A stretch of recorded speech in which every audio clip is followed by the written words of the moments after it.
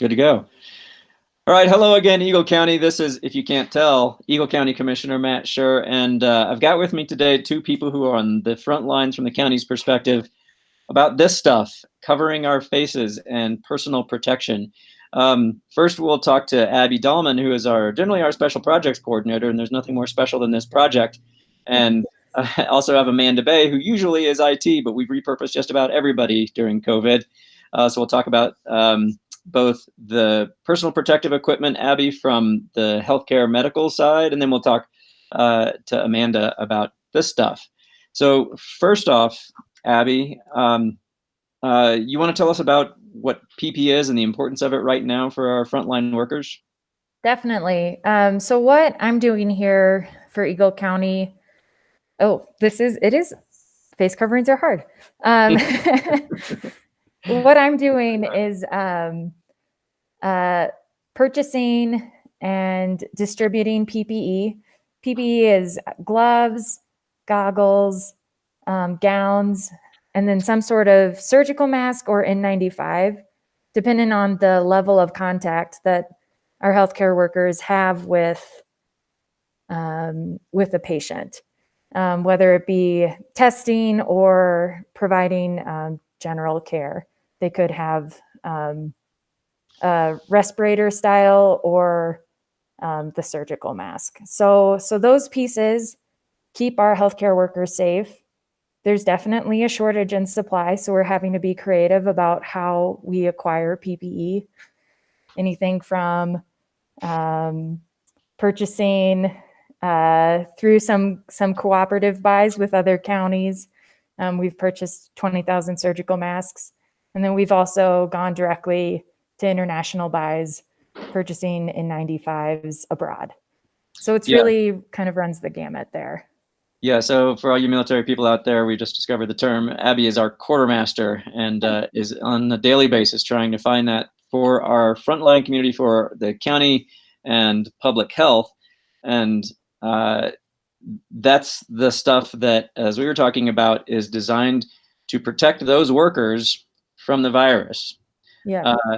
And then the difference then in what we're going to talk about with Amanda, whereas we just talk about face coverings, as we're trying to call them, what's the difference there? What are they meant to do, our face coverings? Abby. Yeah, so the N95s really protect the healthcare workers from exposure from patients. So that could be whether they're doing procedures, doing testing, those sorts of things. The surgical masks are used more so if they're not having direct contact with the COVID patient, but in a healthcare setting, just because there is the likelihood that there is a greater risk of exposure. So it's nuanced certainly, but those N95s are the highest level of protection for those that are directly treating COVID patients. Right, and then recently, so then the governor had requested of all of us that when we leave our homes now, to wear, he's using the term face coverings, not masks, because these may or may not be masks, but they don't have to be full masks. Amanda, you want to talk about that? Because that's really for all the rest of us out there in the world, what we should be doing. Sure. So we need to save the medical masks for the healthcare professionals.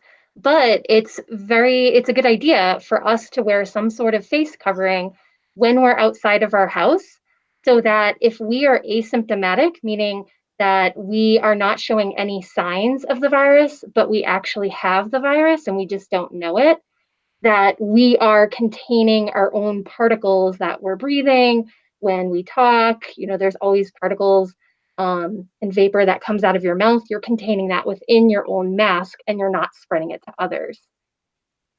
Okay, so when Abby, your stuff you're talking about is meant to protect the people wearing the mask from the virus. And Amanda, in this case, for most of us, this is really meant to protect others from us in case we have the virus or something communicable. Correct. All right. And then along those lines too, what works for a face covering? What can any of us use? Sure. So you want generally a few pieces of fabric. You don't generally want just one piece of fabric. If you hold it up to the light and you can see through that, it's probably too thin to be doing anything. You want something that's tight fitted against your face, up against your nose and the sides and underneath. It could either have ties or elastics that go behind your ears. So you can make these out of t-shirts, out of bandanas. You can sew your own mask. You can purchase masks that are already sewn. But the point is multiple layers of fabric that can securely fit on your face. And that once you put it on, it's sitting there and you don't have to keep touching it. You don't have to adjust it all that much. Yeah, and this is what I found out about the buff is a couple things. One, there's 2 layers. I often kind of do that too when I'm not drying. And then putting it up higher on my head, which means I have to mess with it less, but it's not as comfortable.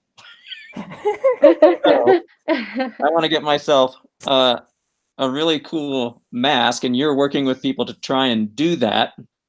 How are you doing that, Amanda? Sure. So we have a program that we just started called Crafting for COVID. It's a county-run program where we've purchased supplies to make over 2,000 masks similar to the one that I'm wearing. This is a pattern that was developed by Vail Health. We're doing this in partnership with Vail Health and providing these masks that have been made by volunteers using either their own supplies or the supplies that Eagle County has provided them, donating them back to Vail Health, and Vail Health is prioritizing them to healthcare workers and then to essential businesses. So this is just a really cool thing. Eagle County has been out in the forefront of leading the effort and has really been an example about how you respond to this virus to the extent that you have resources. And this is another really creative solution that we've got here.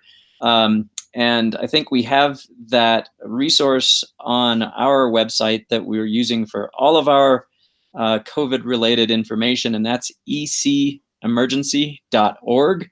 So you can find out about Crafting for COVID. You can volunteer for that. It has some, I think, designs on there, doesn't it, Amanda, about how to make a mask? Yep, it has all of the tips and tricks on how to make a mask similar to the one that I'm wearing with ties or elastic. It also has a link to a volunteer form that you can fill out. You can let us know what skills you have. Can you sew? Can you cut? What are you willing to do for this program? And then we'll communicate via email from there with the people that sign up to be a volunteer. So it has the pattern, all the tips and tricks, and information about also how to stay safe while working with these materials. Terrific. And again, that's at ecemergency.org. That you can find that among a lot of other COVID resources too. It's a great page if you're interested. And thank you both for what you've been doing here. And again, just a reminder, these masks are not to protect ourselves when we go out, it's to protect everyone else in our community, and so that we can be successful as a community in flattening the curve and getting through this crisis as well and as quickly as we can. So Amanda, Abby, thank you very much for everything you're doing right now, and keep those masks on, stay safe, stay healthy. Thank you, Matt. Thank you. Thanks. There